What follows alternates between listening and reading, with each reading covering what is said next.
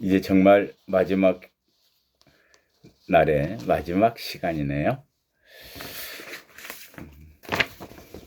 아까 출석을 부르지 않았던 우리 학우들 출석 불러볼게요. 이준호, 송윤섭 했었어요. 김진환 열심히 잘 따라와줘서 고마워요. 정관영, 육재존, 신철민, 이주희, 박경은 늘 대답 잘하죠? 김혜민, 이예담 반가웠고 고맙습니다. 다들. 보관찰론이라는 과목을 지나오면서 결국은 범죄에 대한 관점이었죠. 범죄에 대한 예방과 대책들, 과거와 현재, 범죄인을 바라보는 관점, 그들의 효과적인 관리와 사회 복귀의 문제들, 또 우리 사회의 공공의 안전을 위한 보다 효과적인 방법의 모색들, 이런 게 보호관찰과 밀접하게 연관되어 있죠.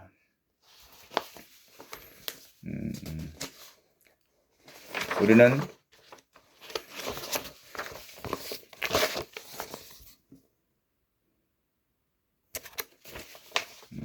잘 보이진 않았나요?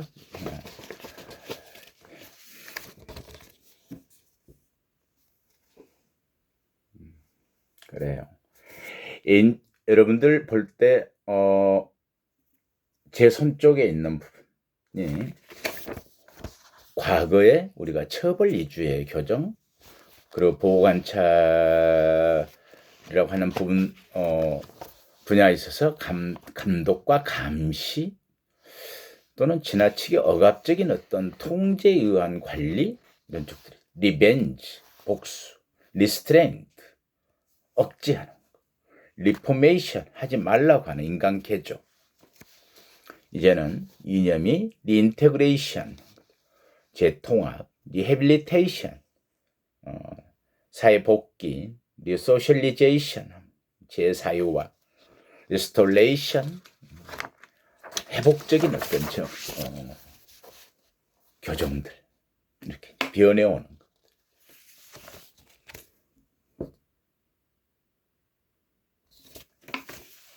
그래서 알렉산더 패터슨이라는 학자는 가둬놓은 상태에서 자유에 대한 훈련을 하는 것이 과연 가능한가?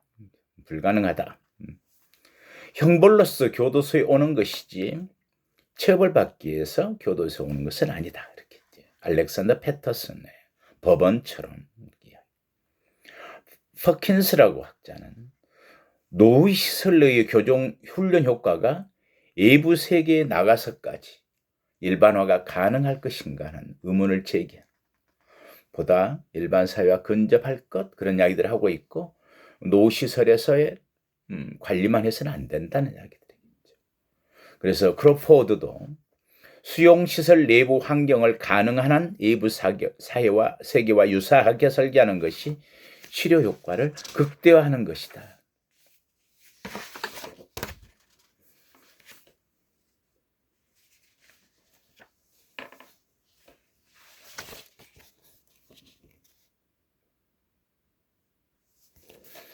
그냥 들어보면 좋을 것 같아요. 사람이란 한꺼번에 철저히 나쁜 사람이 되지는 않는다. 주베널, 이렇게. 진짜 위험은 사람이 스스로 갖는 자아상, 바로 거기에 있다. 우리가 행복이란 이야기를 할 때도 이야기를 했었죠. 오히려 행복하도록 하는 것이 책무다. 했던 이야기가. 자기의 자아상을 불행하게 갖고 있고 늘 분노에 차 있다면 개선이 어렵겠죠.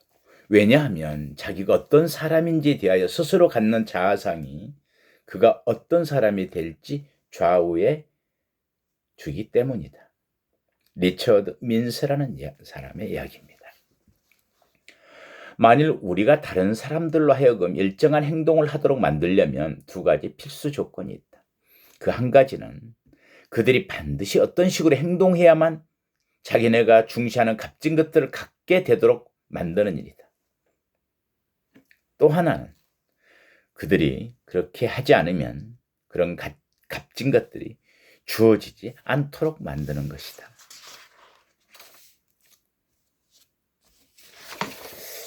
여러분들이 아메리칸 퀼트란 영화를 보셨나요? 그 중에 대사 하나를 따왔습니다.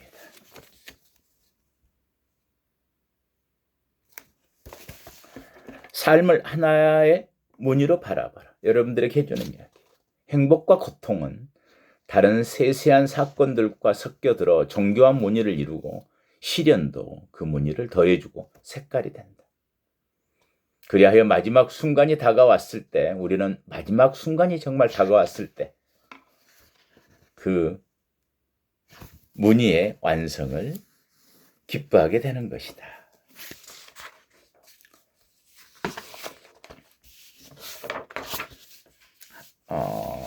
정말 진정한 성공이란 무엇인가 부분들의 이야기를 하기 위해서 나도 따온 건데요. 자료를 제가 찾아볼게요. 좋아요. 한번 보여주었던 시를 찾고 있는데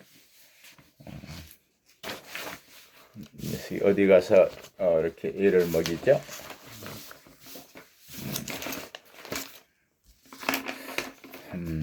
좋아요.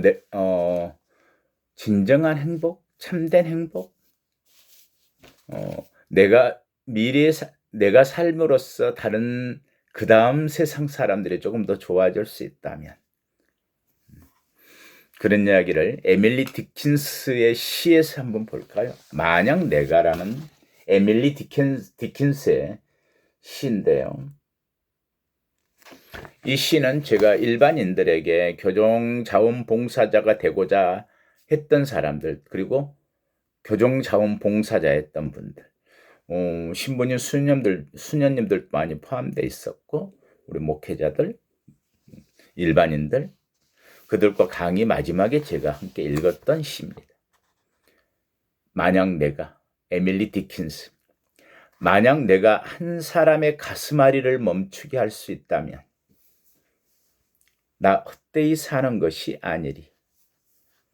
만약 내가 누군가의 아픔을 쓰다듬어 줄 수 있다면, 혹은 고통 하나를 가라앉힐 수 있다면, 혹은 기진맥진 지친 한 마리의 울새를 둥지로 되돌아가게 할 수 있다면 나 헛되이 사는 것이 아니리.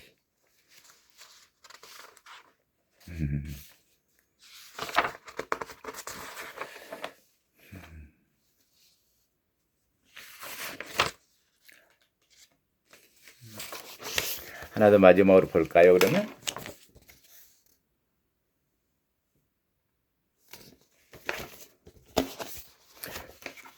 주여, 당신은 사람들 가운데로 나를 부르셨습니다.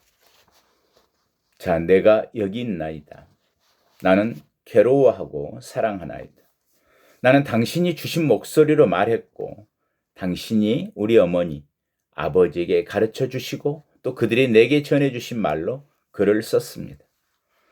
나는 지금 장난꾸러기들의 조롱을 받으며 고개를 숙이는 무거운 짐을 진 당나귀처럼 길을 가고 있습니다.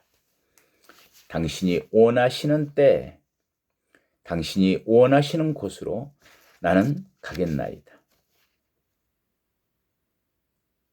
삼종의 종소리가 웁니다. 프랑시스 잠의 시편 서문의 내용이었습니다. 재미있게 들었었으면 좋겠습니다.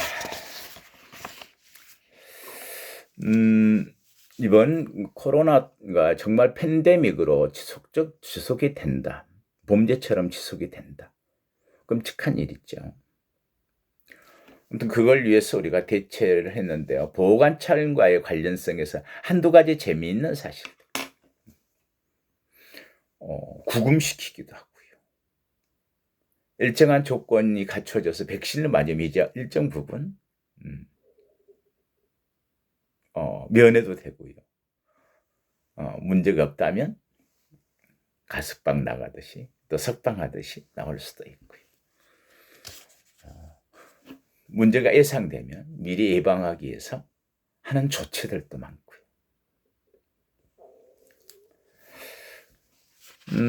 그런데 이제 이번에 재밌는 건 그 형사정책에서 특히 교정에서 가석방을 완화시켰다. 가석방을 갖고 있는 기능 중에 하나가 뭐였죠? 수용 밀도 조절 같은 게. 그래서 우리는 그걸 후문 정책이라고 했는데, 물론 치료 조건부 가석방 같은 경우도 있지만 이번에 교정에서는 그런 부분들을 했었죠.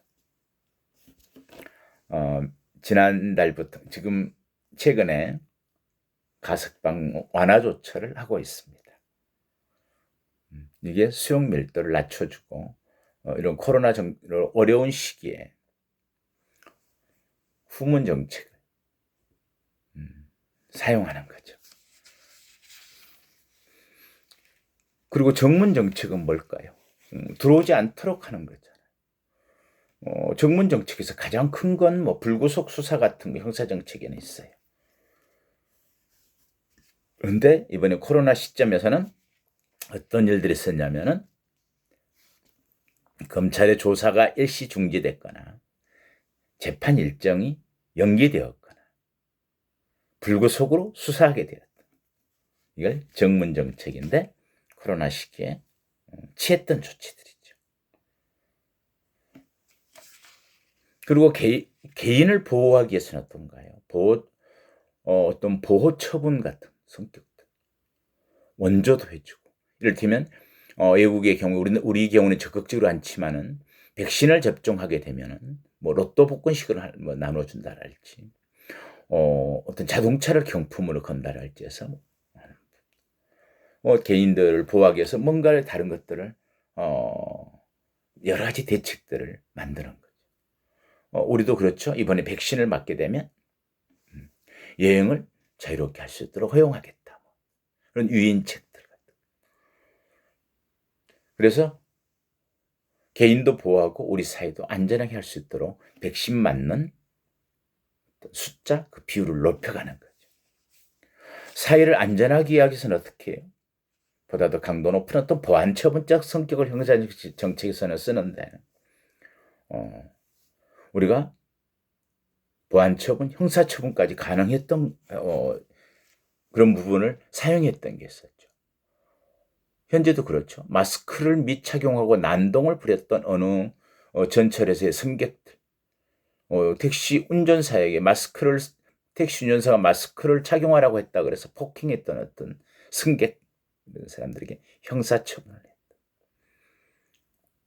이런 부분들은 사회 안전을 위한 우리들의 조치였던 것 같습니다. 한 가지 걱정은 또 코로나 때문에 갖게 되는 차별과 양극화들. 없는 자가 더 힘들면 어떻게 할까? 당연히 경제적으로도 힘들지만 더 힘들죠. 일자리 문제들, 버티는 힘에 약하기 때문에. 그리고 가난한 집의 아이가 오히려 코로나 시기, 오히려 아니라 코로나 이 시기에 기초학력이 떨어지는 현상들, 집안에서 케어도 못하고 아이가 집중력이 혼자 공부할 수 있는 어떤 여건이 안 되고 했을 때 문제들, 그런 문제 때문에 이런 자료를 본 적 있나요?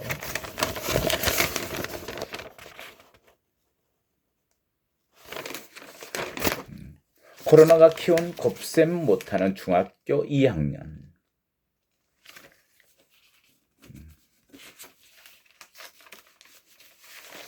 이런 부분 때문에 우리는 또 다른 걱정을 하게 되죠. 학습 결손이라 하는 부정적 경험은 어쩌면 뭘 해도 안 돼, 나는 안 돼 하는, 그러고 나서 사회 부적응을 키운다.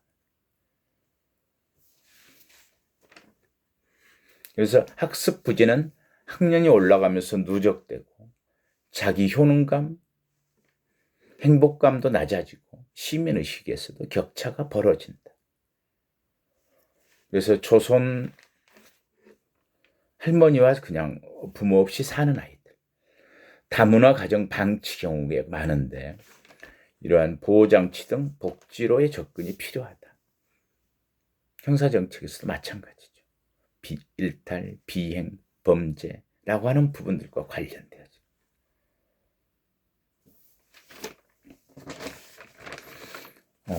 최근에 좀 걱정되는 것들이 있어요. 코로나로 인한 생계형 범죄자들, 생활고 못 이긴 생계형 범죄가 늘고 강력 범죄는 지금 줄었대요. 달걀 통조림 같은 걸 슬쩍하고 말 그대로 코로나 장발증이 급증한 거. 여기 한번 자료를 보면 코로나 장기화 속에 생계형 범죄에 내몰리는 이른바 코로나 장발장이 늘고 있다.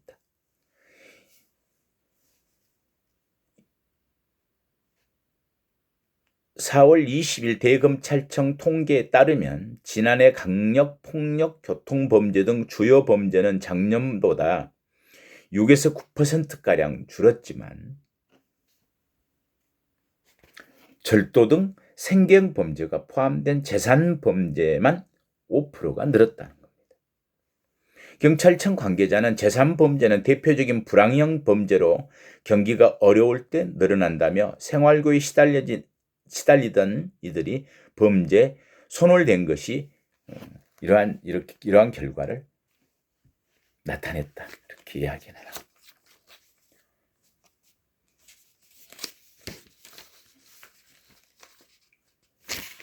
이런 자료들.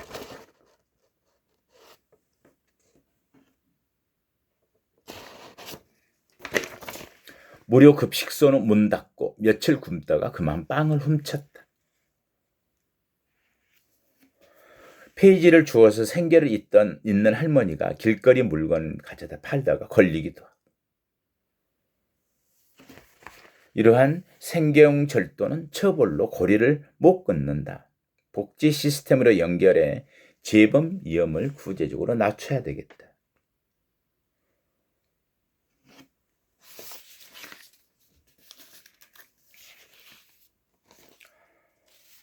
여러 가지 자료들을 가지고 이야기를 하고 싶었었습니다. 오늘도 교도소 안에서도 있는 자와 없는 자의 차별의 문제.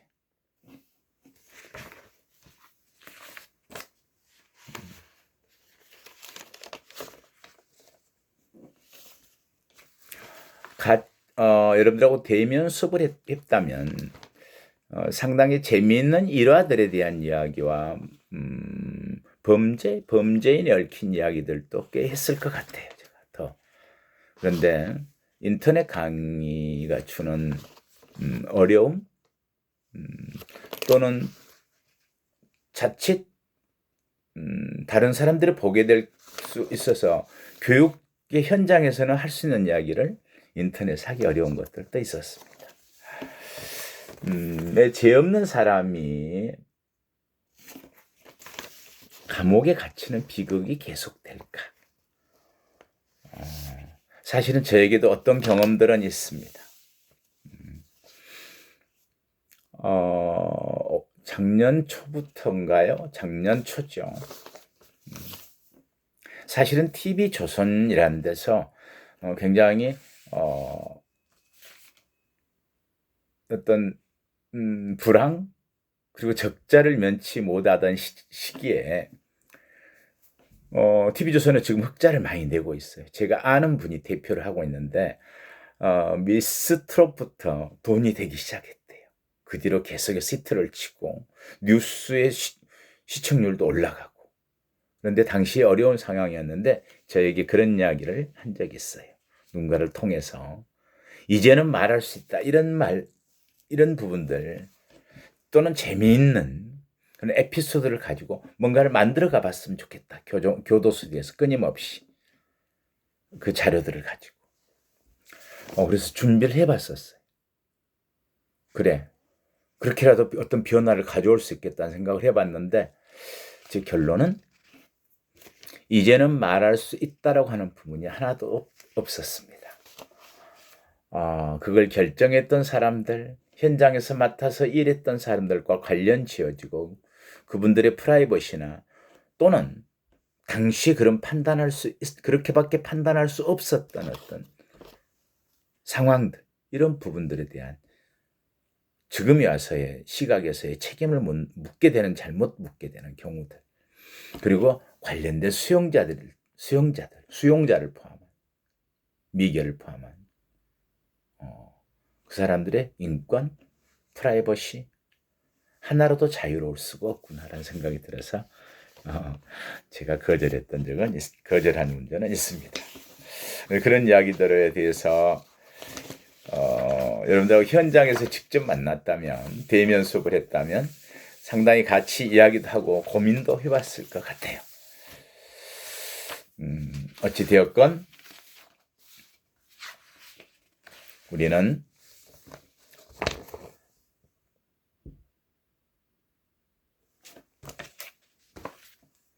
교종인으로 여러분들이 직업을 갖던 또는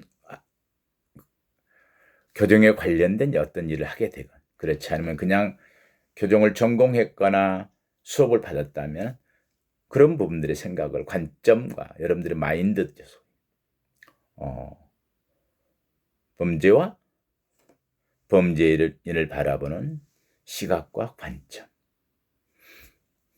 교정에 대한 개념, 보호관찰에 대한 개념, 미래 우리 사회의 어떤 안전을 위한 우리 사회 통제 시스템에 대한 우리의 생각들, 그런 부분들의 생각이 조금이라도 정리되고 저와의 여행이 보호관찰이라는 과목을 가지고 봄, 여름 2계절을 지났죠.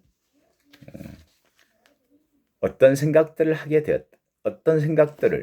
갖게 되었거나 변화가 있었다면 저로서는 의미 있는 한 학기 수업이었다고 생각합니다.